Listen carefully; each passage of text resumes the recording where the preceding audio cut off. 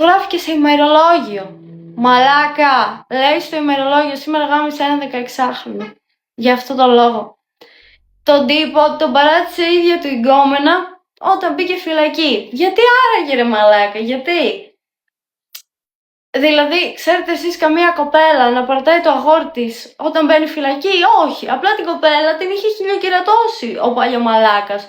Είχε πάει και με ένα τσόκαρο, μία παλιά μου φίλη, ωραία, και τη γάμισε. Και φαντάσου εγώ ήξερα ότι τα έχει ρε φίλε με αυτήν την κοπέλα και της λέω ότι σας δουν μαλάκα έχει κοπέλα, καλά αλλά τους όλοι αυτοί, αλλά τέλος πάντων.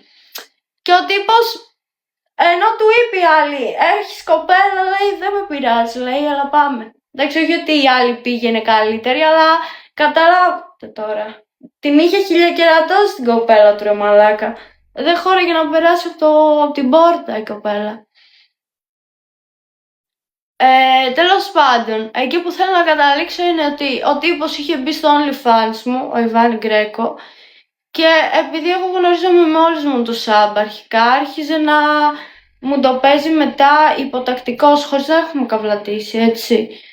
Τα λέω για να τα βάλετε ξανά και ξανά καλά στο μυαλό σας και ότι ό,τι βγαίνει να πει γκέτο δεν είναι μαλακίες, για κάποιο λόγο βγαίνει και τα λέει. Και επίσης έχω και που στέλνει το μπούτσο του σε 16 χρονών κοπέλα, έτσι. Φίλοι της αδερφής μου μαλάκες 16 χρονών, γιατί η αδερφή μου 16 χρονών είναι, στα 16χρονο πήγε έστειλε την μπούτσα του ρε μαλάκα, ο ηλίθιος.